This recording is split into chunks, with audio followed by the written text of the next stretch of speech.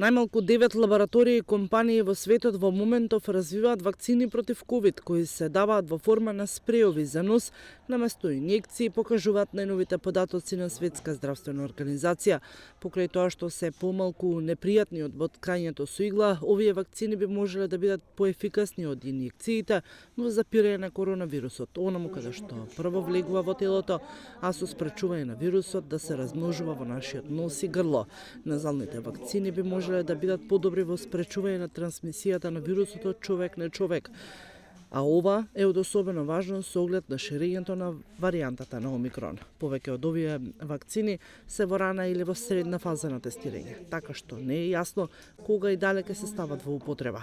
Голем дел од експертите посочуваат дека назалните вакцини би можеле да бидат одлична засилувачка доза.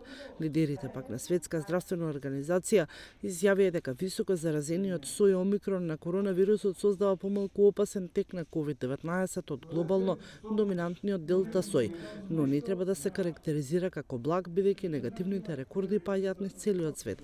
Здравствените системи се поплавени и владите се обидуваат да го скротат вирусот, што досега уби повеќе од 5,8 милиони луѓе. Техничкиот директор на СЗО предупредува дека Омикрон нема да биде последната варијанта на COVID-19. За жал, Омикрон нема да биде последната варијанта. Вирусот продолжува да се развива, нагласува директорот на СЗО.